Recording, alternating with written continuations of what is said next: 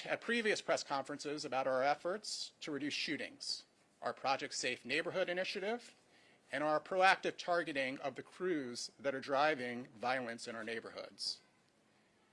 As of this morning, overall violent crime is down 30% year over year. Homicides are down 27%. With respect to carjackings, an important step in the process was the Metropolitan Police Department in 2021 announcing a carjacking task force, a team of detectives focused exclusively on carjackings and related crimes. Since its formation, each of the organizations represented on the stage today have contributed law enforcement agents to the carjacking task force. As we continue to see the number of carjackings grow in 2022, a few overarching issues were clear. One, the surge was being fueled by juveniles, and of the adults, many were under the age of 25. Two, in many carjackings, there appeared to be no greater purpose than joyriding. In fact, cars were often found quickly abandoned not far from where they were carjacked. Three, while fewer in number, there were some carjackings where the cars were taken with an eye towards selling them or using them to commit another crime. And four, it seemed to be that a relatively small group of individuals was really driving this trend. We also knew that it could be hard to close carjackings using eyewitnesses. The quick and traumatic nature of the offense, coupled with the steps that perpetrators take to conceal their identities, can make it difficult to get actionable descriptions from the victims. Against this backdrop, the organizations represented on the stage asked, collectively and individually, how can we innovate what we're doing in a way that can reverse this multi-year trend? Throughout late 2022 and into 2023, this group tried a number of new approaches, including undercover operations, conducting digital forensic analyses more routinely used in white-collar cases, and identifying additional ways to work backwards when people are found driving a carjacked vehicle days after it was carjacked to determine whether they were the carjacker or whether they know the person who carjacked the vehicle. I have often said that this work, while impactful, can take time, and have pointed to a crime surge that we had in the district in 2008 that it took 4 years to reverse. Unfortunately, as we were in the midst of deploying these investigative strategies in 2023, the number of carjackings continued to rise. But as arrests from these investigations started to flow in the second half of 2023, we saw the number of carjackings begin to decrease. We have prepared information about some of our office's prosecutions in this area over the course of the last year alone. Included in these prosecutions are a federal indictment charging a single crew with orchestrating 33 carjackings, including one resulting in death and another in which the victim was shot but survived. Several federal cases where defendants are charged with carjackings and a number of other crimes of violence. Multiple federal convictions that resulted in sentences of 10 years or more, multiple trial convictions in Superior Court, and lengthy sentences for carjacking convictions in Superior Court.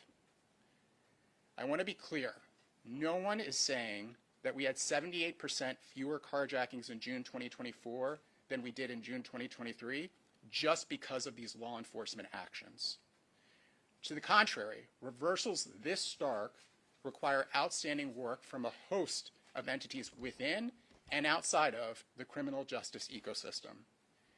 It is our view, though, that prosecutions like these that take carjackers off the street for many years are the best way we as law enforcement can influence these trends. At a press conference in December 2023, when we announced one of these significant carjacking actions, I noted a couple of points that I want to repeat today. First, anyone telling our youth that carjacking is not a big deal and that carjacked vehicles are free cars are lying to them. Our office's prosecutions from the last year alone establishing that carjacking doesn't give you a free car, it gives you a fast pass to jail. Those considering committing a carjacking should expect to receive a lengthy sentence, like these defendants did. Second, I previously noted a supermajority of individuals arrested for carjacking are juveniles, and that I have instructed our career supervisors to strongly consider prosecuting 16 and 17-year-olds as adults when they are involved in a series of armed carjackings, because these are not the impetuous crimes of a juvenile who temporarily lost control. They are instead the calculated crime of someone who is willing to point a gun at a person's face for money or for property. In the prosecutions we highlight today, there are 11 juveniles charged in Superior Court as adults for armed carjackings, and there are more juveniles charged as adults for armed carjackings than just these 11. We will continue to prosecute 16 and 17-year-olds who engage in similar conduct as adults. None of us on the stage came to our roles wanting to prosecute juveniles as adults.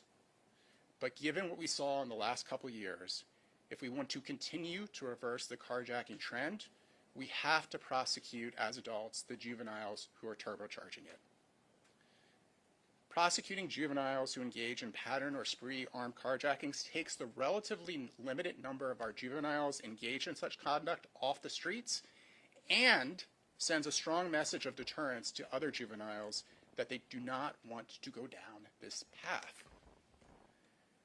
Finally, none of us are satisfied with where we are. One carjacking is one too many. It is a traumatic and dangerous crime.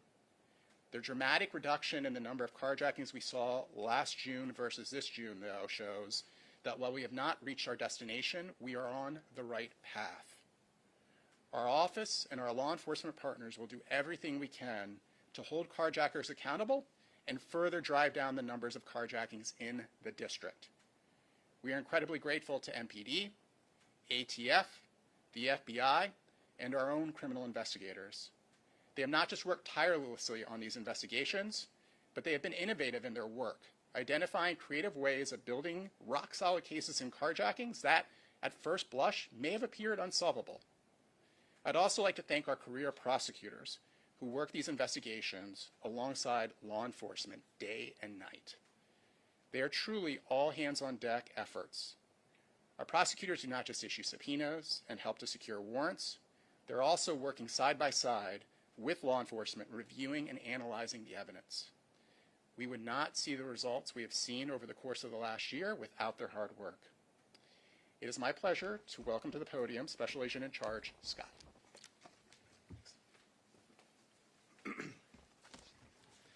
Good afternoon. Thank you, U.S. Attorney Graves. I'm Dave Scott, Special Agent in Charge of the FBI's Washington Field Office Criminal and Cyber Division.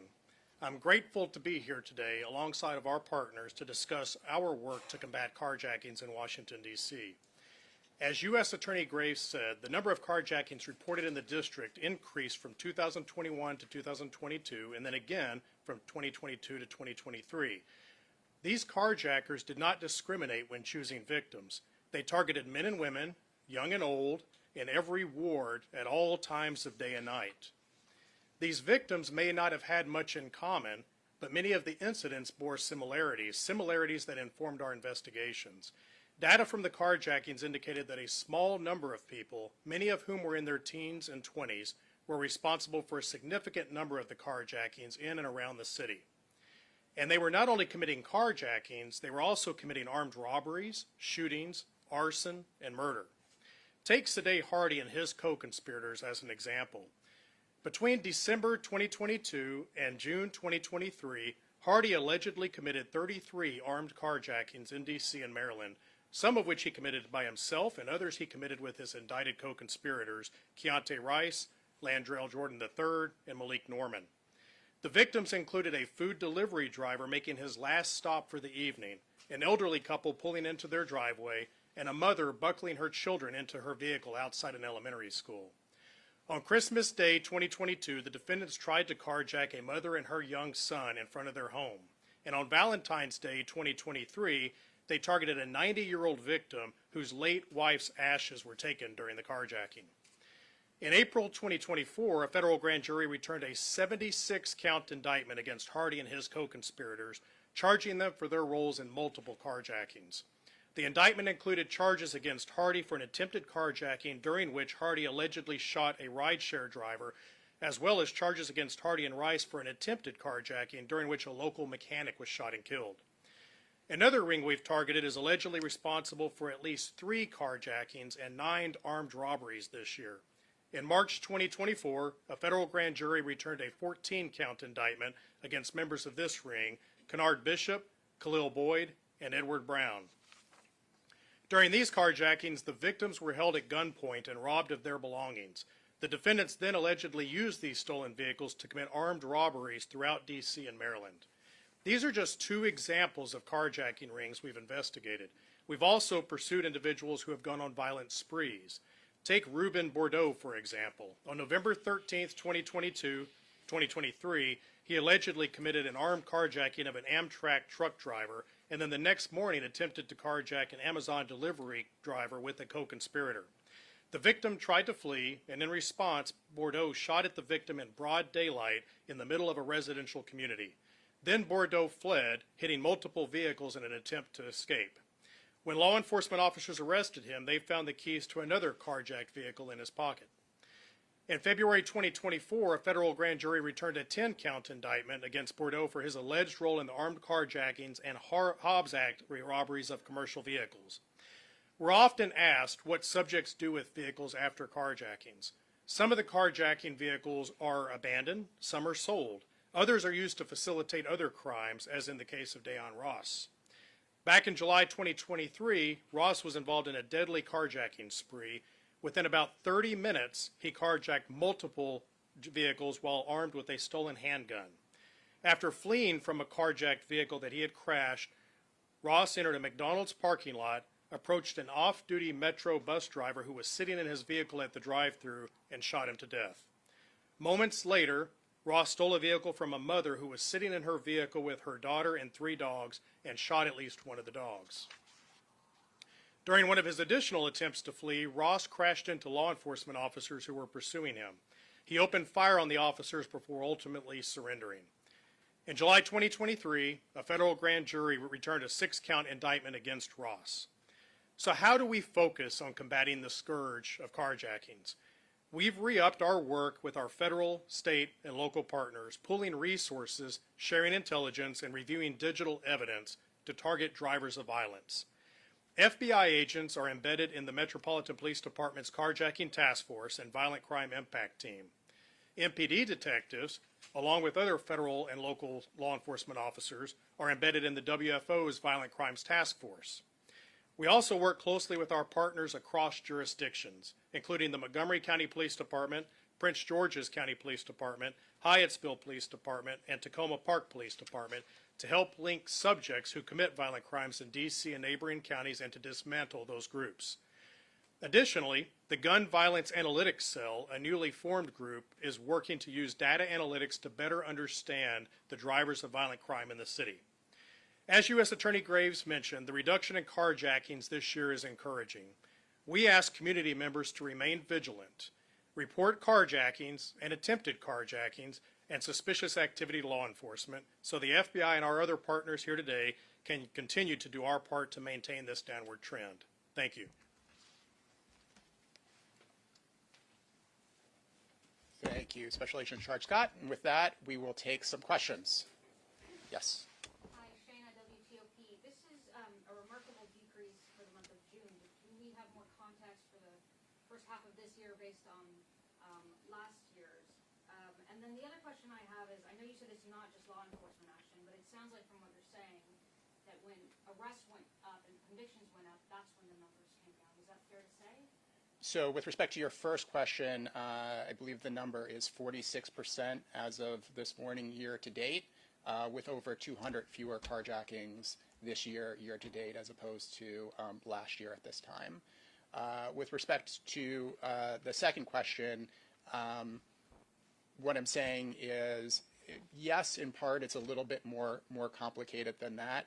I think it was identifying, reconstituting the carjacking task force in 2021 and having a team of people that were focused exclusively on carjackings and related crimes because, as you just heard from some of the cases that Special Agent Scott summarized, A lot of these individuals who are engaged in carjacking are also engaged in other crimes of violence, but having people focused on that limited number of individuals, and then really devoting the resources to think innovatively using the tools that we have available to us in 2024 that we didn't have 20 years ago about how we go about trying to identify more of these carjackers, and then once we identify them, charge and prosecute them aggressively. Just so that I'm clear, the 46% is January through June. That's a reduction between January. Correct, and I believe it's 46%, roughly. I can follow up on the juveniles. Do you have a year-over-year comparison with the number of juveniles charged in Title 16?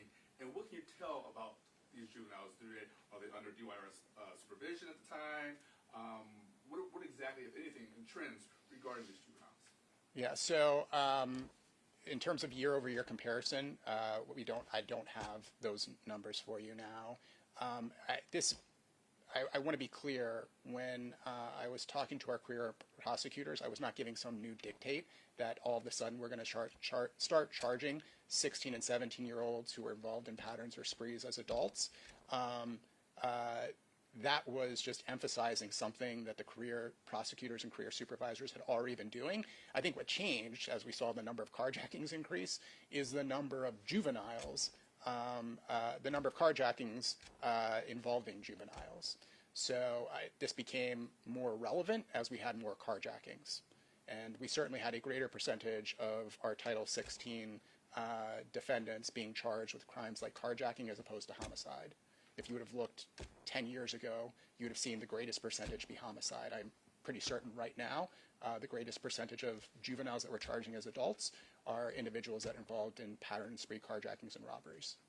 Without these young people have prior cases involving carjacking that were under the Office of the Attorney General's office that were charged as juveniles, and is that one of the reasons why they're now being charged as adults? So I obviously can't get into what history individuals may or may not have had before they were prosecuted as adults, because that is all under seal. What I can say is, yes, a person's criminal history is one thing that we look at, but it's not necessary that someone has prior contact with the criminal justice system as a juvenile for us to charge them as an adult. If it is a pattern or a spree, or someone is involved in the kind of conduct in the cases that Special Agent in Charge Scott just summarized, even if they have no contact, we are going to strongly consider prosecuting that person as an adult. And why would you, last question, sorry, why are you making these decisions regarding these 11 individuals, 11 kids? Yeah, because the conduct is really dangerous, right? The best argument for prosecuting juveniles as juveniles is lack of impulse control, executive functioning, right? And you've seen really horrific homicides which were kind of spur of the moment, petty disputes, inexplicably leading to one child killing another child. And you largely have seen those cases prosecuted as juvenile matters. As I was saying in my comments, though, the thing that makes this different when we're talking about a pattern or a spree, this isn't just one bad decision. This isn't you temporarily losing control. This is you deciding that you're going to engage in a calculated pattern of behavior that involves threatening life in order to obtain property. And to me, that looks like an adult crime and needs to be prosecuted as such. So you mentioned that you're using some techniques that are more commonly used in white-collar investigations. I was hoping you could elaborate on that. And then also, last year at the news conference, you said that the pendulum had swung too far on criminal justice reform locally, and I'm wondering if changes since then have contributed in any way to these figures. So with respect to the first part of the question, yeah, and this is what I was talking about before, about evidence that is available to us now that wasn't available 20 years ago. Obviously, individuals' phones are a wealth of information. Increasingly, cars have a lot of information in them, if you know how to extract it, about where they've been. And you can kind of, after the fact, work backwards once you find these cars or once you find individuals driving these cars and figure out what happened. And part of these efforts have been allocating more resources to doing just that, both from the law enforcement perspective and from the attorney perspective. With respect to your question, I think that is a rough paraphrasing of something I said before. I think what we've seen in the district is there were a number of reforms that were passed from 2016 going forward that had some unintended consequences. The things I'm talking to you about today, obviously these investigations and these arrests and prosecutions all occurred before any changes were made, right? The emergency legislation last summer didn't really address carjacking specifically. Secure DC did and helped with some of the variations we've seen of carjackings that have been where people are outside of the car, that because of the way the DC law was written was hard to prove that was a carjacking because they weren't in their vehicle at the time. It will help with that going forward. We have yet to see those benefits. In the carjacking space, what I was talking at the conference that you alluded about that has not changed, right, is that anyone who is under 25, and to be clear, that is basically almost every carjacker in the district is eligible for something called the Youth Rehabilitation Act, which allows courts to sentence below the mandatory minimums for most crimes, including carjacking and armed carjacking, each of which have mandatory minimums under district law. So we continue to see, when we secure carjacking convictions and armed carjacking, we routinely ask for very significant sentences, and we see instances on some occasions where judges sentence below the mandatory minimum under the Youth Rehabilitation Act. And we've been trying to highlight those just to give the public a better sense of what we're asking for, what is being imposed, and why judges are allowed to sentence below the mandatory minimums. Yes? Actually, I have two questions, and one of them is going off of that.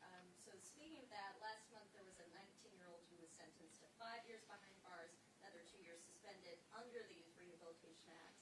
The government had requested 9 years in prison. So what are your thoughts on this law? Is it accomplishing what you think it should? Should it be law? So there are a couple of different elements to the Youth Rehabilitation Act. I'll start with the least controversial element, which is if you're under the age of 25 and you're sentenced under the Youth Rehabilitation Act and you successfully complete your sentence and your period of probation, you're given the opportunity to basically have that arrest taken off of your public record, which I think a lot of people are very sympathetic to, right? Your worst decision, if it really is a singular incident, shouldn't limit your career opportunities for the rest of your life. Most people, including myself in this office, don't take an issue with that. The ability, there are two things that we do think need to be addressed. One of them I've already talked about, and that's which crimes you're allowed to ignore mandatory minimums for. Right now, under DC law, if someone is convicted of first-degree murder, which has a mandatory minimum, that must be imposed. That is exempted from the Youth Rehabilitation Act. We think carjacking should too, because of how serious it is. The other thing, and this is a source of frustration for prosecutors in our office, is go back to where I started. Singular incident, your worst mistake shouldn't define or limit your career for the rest of your life. What we see not infrequently is people committing multiple crimes under the age of 25, receiving a probationary sentence with respect to their first crime, or something that involves so little jail time that they're back out on the street able to commit another crime, and then getting the Youth Rehabilitation Act a second time, or even a third, or in some extreme instances a fourth time. From our perspective, it should be a singular bite at the apple. People should be limited to one Youth Rehabilitation Act sentence. And going off that, can you clarify when you had mentioned this carjacking surge fueled by juveniles? So are you saying juveniles under 18, or are you saying juveniles 25 and under? So it's juveniles under 18, and if you look at the data from this year, depending on what day of the year you looked, it was somewhere between 63 and 68% of the individuals arrested were juveniles. But then when you kind of peel back the onion and look at the adults, they're almost all youthful adults. We looked at it last year, and of the adults who were arrested, who again are about a third of people arrested for carjackers, carjackings, roughly I think 75% of them were under the age of 25. So that basically is how you get to what I said at the beginning. When you're talking about carjacking, you're basically talking about people who are 25 or younger at the time of offense. Why do you think that is, that it's these younger people? Is it because of the penalties, or? So I do think, and one of the reasons we've been trying to be very vocal about this and say that there are real consequences going back to something that I said, that in a lot of these instances, we're finding these carjacked vehicles almost immediately after, not far from where they were carjacked, that for many of the carjackers, and I think this is particularly true of the more youthful carjackers, there's no greater purpose than joyriding, and there's a perceived or perception that there's no big consequence here. It's not that big of a deal. I didn't shoot anyone, and they were able to get the car back later. We are doing everything we can to try to educate the relatively limited number of juveniles who would even consider doing this, that there's a really big consequence here, and this is something they don't want to do. Yes, you've been waiting. So numbers are down from last year, but they're still on track to be right where they ended up in 2022. Are you confident that the methods you use to get this reduction this year will continue to bring that trend down? So so as I said, we influence those trend lines. We don't control them. We're depending on a lot of things. And a lot of people are doing really good work, both inside and outside of the criminal justice system, from traditional prosecution to interruption to education and services. So this trend line continuing is kind of dependent on all of us continuing to do all the right things from our lane. I am confident from a law enforcement perspective that we are doing the things that we can do to maximally impact and to continue these trend lines. Aggressively prosecuting all carjackings with respect to when vehicles aren't abandoned and people are found driving them days later.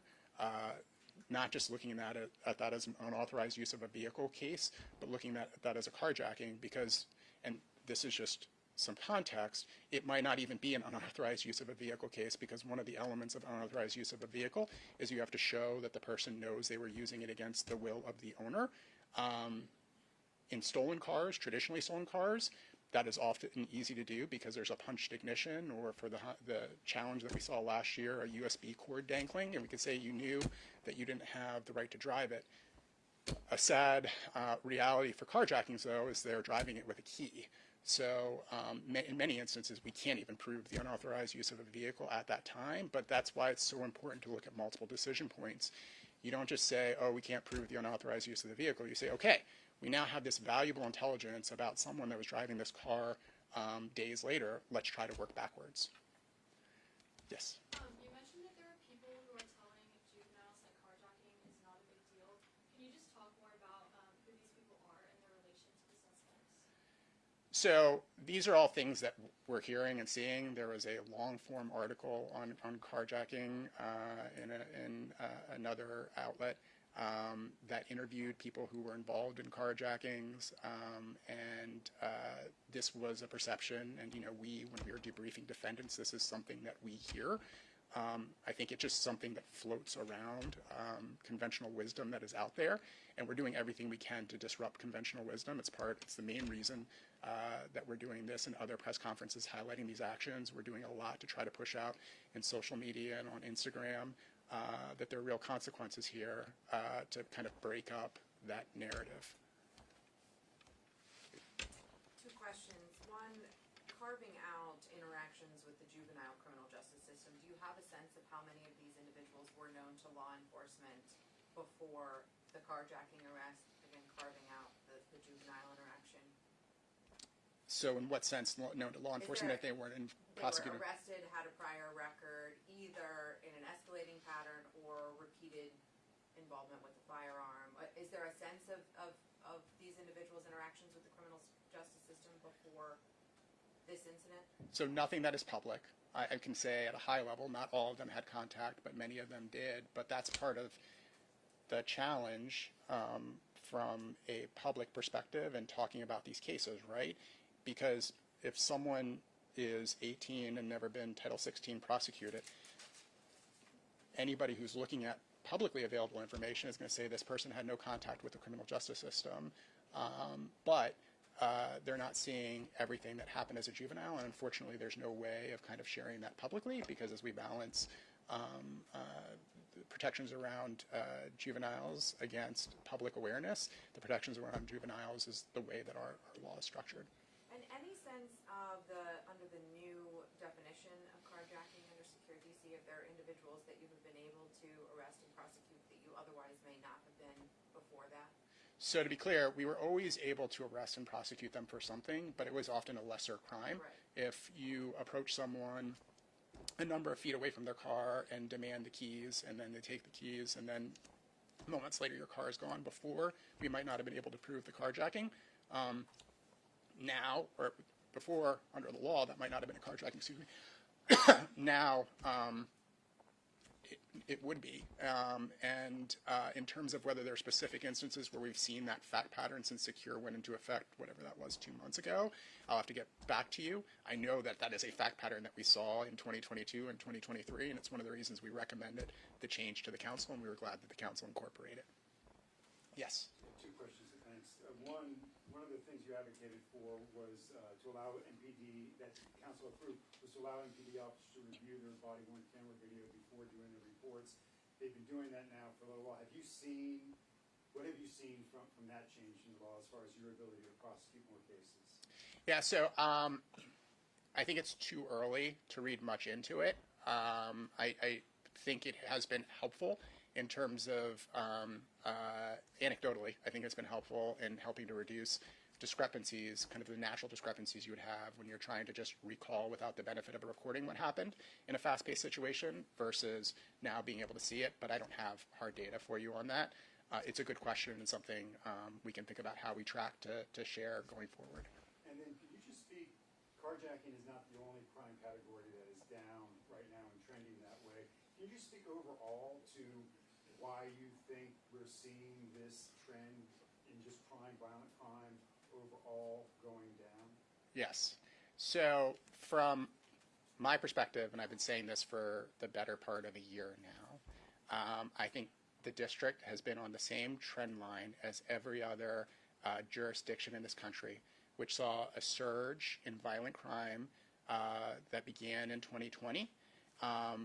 The difference is we were 6 to 12 months behind that trend line. And with each passing month, we see more evidence that that's the case. Pandemic, social events in 2020, who knows what caused the surge? But as we get further away from it, I think we are seeing the same things that we saw elsewhere. I would submit that some of the changes in the law that we saw starting in 2016 put us in a worse position than other jurisdictions when dealing with these crimes. And that was part of the reason. I've talked before, and we're moving past the fact that we also were the only jurisdiction, the only major jurisdiction during this period to lose its forensic lab, which is an absolutely critical part of the criminal justice system during this period. So there were a number of unique challenges here, but I think those unique challenges resulted in a 6 to 12 month lag time for our jurisdiction as compared to other jurisdictions. And what were some of those laws you said they were passed that you think resulted in what you were just talking about? Yeah, so I mean, we've talked about the Youth Rehabilitation Act. That's been in effect for longer than since 2016. Yeah, but so there are changes that were made to it in 2020. So let me take a step back before I get into the weeds of any particular act and give you an analogy, right? If you have a home in a Category 5 hurricane zone, your home's going to be damaged. If you have one home that's done everything it can to build something to be hurricane ready, and another home that is made of all glass, the all glass home is going to have a lot more damage, and you're not going to see the fallout from the all glass home until the hurricane hits. The hurricane hit in 2020, so some of our frailties got revealed. So these problems, the challenges with prosecuting a population that's almost entirely under 25, that yes, the law was first passed in 2016, but it wasn't until 2020, I believe, or 2019, that the age was pushed back to anyone who committed the offense under 25. Originally, it was much younger, and it was the time of the charge, not when the offense occurred. That was a massive expansion. Second Look Act, same thing.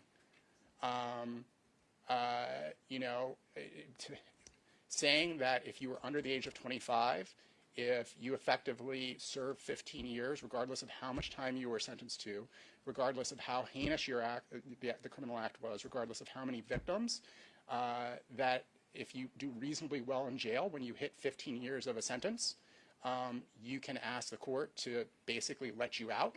And we largely can't look at the act that led to you being in jail, and it's largely limited to whether you did reasonably well in jail. That has unintended consequences. Defendants who are now being prosecuted see that and say, I'm under 25, so I effectively have a 15-year max if I do reasonably well. Why should I take your plea that requires me to go to jail 20 years? And it's not an unreasonable question. So these are all challenges that get exposed when you get hit with a crime wave. You don't feel them at first. You don't see them when they're immediately passed. But when the crisis comes, that's when you see the shortcomings of your foundation. So what's the solution to that, to building up on the foundation? So I think you saw a lot of it in Secure. We're continuing to have conversations about the Youth Rehabilitation Act, and I'm cautiously optimistic that some changes will be made there. I continue to have conversations about Second Look. And again, I'm not categorically, and this office is not categorically opposed to Second Look. Again, there's no problem with revisiting a sentence many years after the fact and trying to think of whether the sentence is equitable and what's needed in light of where the incarcerated individual is currently.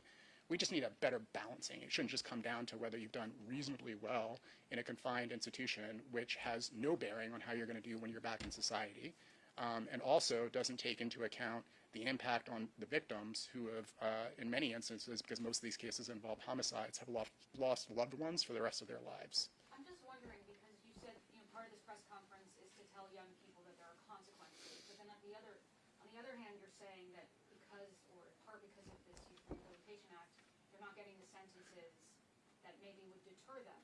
So how then are there consequences for doing this? Yeah, so the data shows you that there are consequences, and the answer is we all have to work a lot harder, and that's just the way it is. It's harder to prosecute carjackings in this jurisdiction than others, and even when we do, and ask for a 10-year sentence in the example that was brought up, the person gets 5 years. It's my hope that 5 years is enough to deter people. That is not a free car. People are going to jail for many years. I wish it were more 10 years. You're seeing, and we highlight that there are a number of trials. We have to go to trial more often because people aren't willing to plead for all the reasons that I said before. That slows down the criminal justice system. In our Felony 1 calendar, our calendar that handles our most serious crimes, we're setting trials 2 years out from now. 2 years out for a trial. And if there's a continuance, they often get continued 18 months to 24 months. These are all real challenges that we're dealing with. If you look at how often we're going to trial, right, and the costs of trials, the data that we're releasing shows in our violent crime cases, we're going to trial somewhere in the neighborhood of 10%. That might not sound like a lot. You look at other jurisdictions. There was a study done in 2016 of California and New York. New York went to trial in 2% of its cases, California 1%. So we're putting a lot of stress on the system. We're putting a lot of stress on our law enforcement partners. You put a lot of stress on this office. We're pushing through and getting these results because it is so important. But there are things that are making it harder than it should be, in my estimate. And are most of those increased trials with people who would fall under the Youth Rehabilitation Act? No, I don't know that there's more trials. I can't give you specifically that it's more Youth Rehabilitation Act. I'm just telling you in our resolution conversations, we hear this more and more. And so it's a challenge. Despite all these challenges, though, we are working through and reversing a lot of the trend lines that we saw start to build in 2019 and 2020. And a lot of the challenges, some of the challenges were addressed through Secure.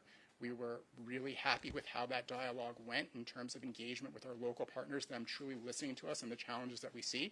We continue to engage with them on the residual challenges, and I'm optimistic that things will continue to appropriately balance in our environment so that we're able to get just and efficient results in these prosecutions. Quick follow-up questions for you. Do you have a breakdown between armed and unarmed in these carjacking numbers? Do you have any type of a breakdown? I don't have that breakdown now, but I will tell you MPD's website in terms of arrests tracks armed versus unarmed carjackers. What about crossing state lines? Is there a possibility, someone says a car goes into Maryland or Virginia, possibility of being charged federally as a result? Are you seeing any of that? Yeah, so we have charged a number of these federally.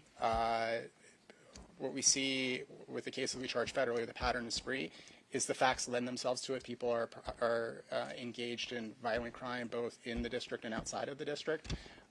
We don't necessarily need, for a number of these crimes, the person to travel interstate to charge them interstate. There are other ways of charging them, but we often have that because of the geographic nature of our jurisdiction and the virtue of the scheme that they're participating in. And what role does social media play at all with young people doing these offenses? I mean, there is some concern. We saw that with car theft last year of social media promoting a certain way to steal certain vehicles. You do see in a number of our violent crime cases some of these disputes beginning on social media with disses going back and forth and then going from virtual to reality, unfortunately and needlessly, obviously. And you see people going to social media to brag about their criminal exploits.